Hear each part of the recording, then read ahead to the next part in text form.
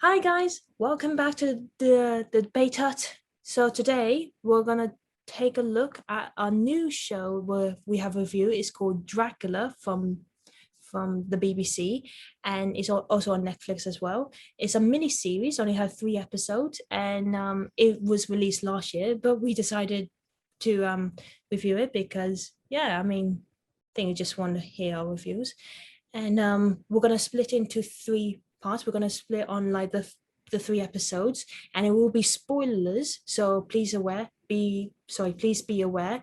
And if you want to watch it, stop right there and just go ahead and then watch it again. But before you start, please make sure you like, subscribe, and hit that notification bell for more videos we will update to the channel. So for episode 1, we get like kind of the intro of like the whole like show. Is like basically the theme is dark, it's gloomy, and there's a bit of dark humor in it, and it's really good. It's what caught my attention to the show actually.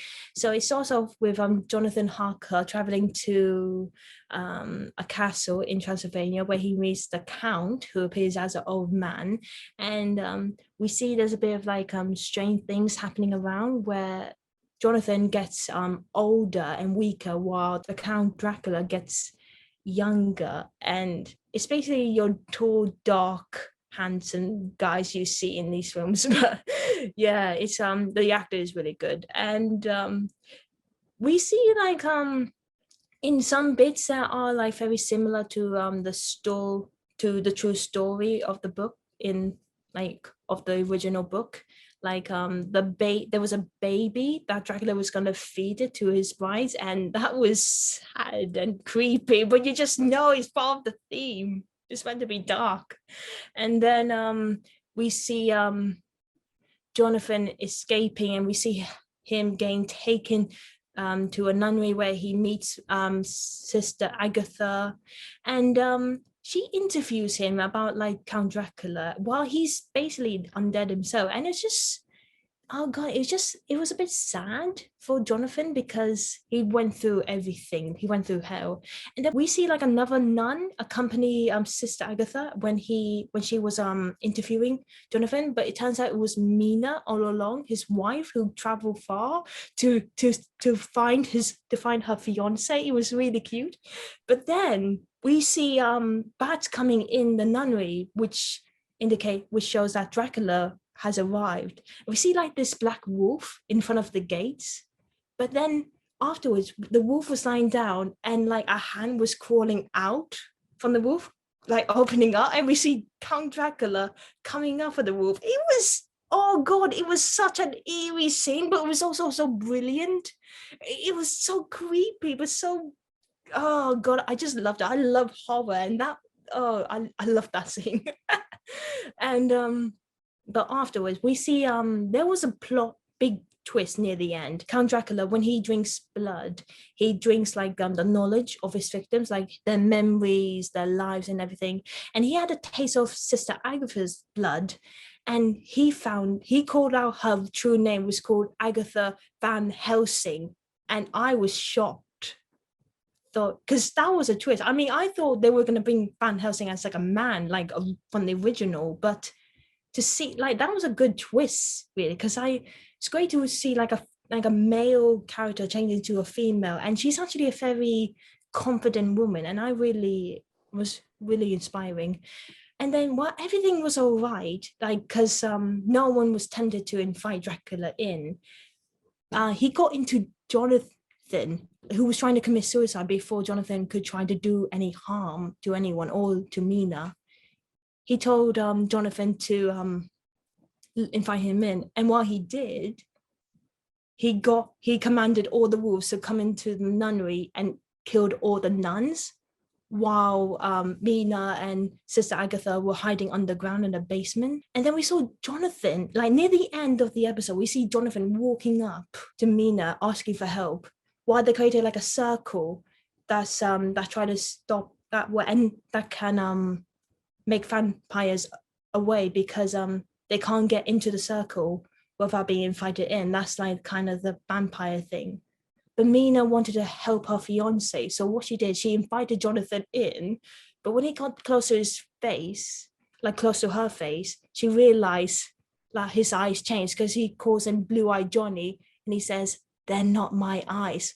And then we see his face being ripped apart, and we see Count Dracula wearing his face, and that was the end. We're like, oh shit. Oh, that was so creepy as well. And we see the screaming, and it was, oh god, it was mental, but it was so good. That got me wanting to watch more. I want to see more of that like horror. And then we got to episode 2, Blood Vessel. Dracula was started traveling to England on a boat called the Meter, where there's so many different like people in there. It's kind of like a murder mystery. We got a doctor, we got like a duchess, and we got like a couple. It was that episode was really interesting, and we see like Sister Agatha in it as well. Like we see like half and half of like the Dracula traveling, and we see Dracula and Sister Agatha playing a chess. Dracula began like killing like nearly everyone on the boat, and while it was when it's near the time when Agatha was trying to arrange everyone who is still alive to attack Dracula, he's still like they've nearly had it because they lit him on fire and he jumped off the boat, and we all thought like, God, he's dead finally. And just near the end, like because Agatha and the captain was decided to stay on the boat, the captain was like kind of like slit his neck by Dracula, and he's still alive. So but then Agatha kind of blew up the boat, but Count Dracula laid in his coffin underwater, and then he started walking out from the water. He got onto the beach at night, and out of nowhere, cars started coming in and a helicopter, and then Agatha came in again. And apparently he appeared in the 21st century. Now, I'll gotta be honest, that was a little disappointment for me because well, I love the dark theme. I love the idea. It's just, I don't know, I was expecting the whole show to be based on the original like story and not like changes so much. But so next to episode 3, The Dark Compass, we see Dracula captured by the descendant of Sister Agatha Van Helsing to Dr. Zoe Van Helsing, who wants to test Dracula and like just see like he like test his blood and all that. But then apparently he had a lawyer who got him out. And then he started going after a girl called Lucy, who is another character from the book. And he started like drinking her blood again and again. And nearly in the middle of the episode, she died, and she wasn't getting buried. She was getting cremated. Cremated, yes. Sorry. So apparently, because she's not dead. Actually, she's actually gonna be the undead. So it's when your heart stops and you're dead, but you're still walking. So she was sort of still alive when she was in the coffin, and she was being burnt alive. And then we see her walking out, and we see Zoe, and with like another doctor with her confronting Dracula. We see Lucy, but we saw her in like burnt skin. It was, I don't know who was a makeup artist for that, but they did it well done. And it was, yeah, I mean, it was pretty sad to see like someone who literally fell victim to a vampire, and then they died, but they were still alive at the same time, and they got burnt alive unknowingly. It was really really sad for Lucy. And the ending of the show, it was I gotta admit, it was disappointing because it so the whole idea of the show was mainly about like how Dracula came to be and how to stop it. And Zoe, who was at the time in the episode, drank some of Dracula's blood, and then she was confronted by the spirit of Sister Agatha, who somehow like talked through Zoe, and she explained like why Dracula is who he is, because and why he does the things he does, because apparently he's afraid of death and like all that. I mean, it doesn't really make any sense. And I don't know. I mean, this beginning of the show was interesting. It had a great theme, it had a good story, but then near the end, it just dropped and it became meaningless, really. And I mean, they had something in the start. Like they had like a good story. I thought it was gonna be stick to the original, stick with like the book story and get it somewhere. But they just changed it so much when they were going to put Dracula waking up into the 21st century. I mean, it would be okay if they did a spin-off of that, but not in like something like this, because it just ruined the whole thing. Because I tried to encourage Emily to watch it and she did stop much way, which was all right because I did want her opinion, but I also didn't want her to be disappointed at the ending, to be honest. One sad thing is just like they didn't have all the characters in it. I mean, Sister Agatha Van Helsing was great. I would wanted to see like Mina, because she was more of a screaming girl, like more the dancer in distress than like she was more of a heroine in the book, and it's just a shame they didn't do that in the show. And yeah, I mean, it was just good, and like it was well written in like scripts. The cast were great. It's just like it's just started off great and you just led it off to somewhere worse. And oh god, it's just I just say it was a 50-50 show, to be honest. Yeah, so what is it? I watched the show. I watched the first hour of the show. I didn't realize episodes were an hour and 30 minutes, which seems a bit too much for my liking. But anyway, so I watched the first hour, and the reason why I just couldn't carry on is just I felt it was just taking too long for it to get to it. But now that I've heard how the rest of that 30 minutes, I missed, that 30 minutes I didn't watch, it does sound pretty good. But then also, like, after hearing episode 3, I'm like, I'm sort of happy I didn't watch it. Exactly. No, episode 1 would have been really great. I mean, if someone just watch it and then stop, you just think, yeah, that was a great episode, that was a great pilot. I just don't know what happened in the production with all the show runners. Like they had something great.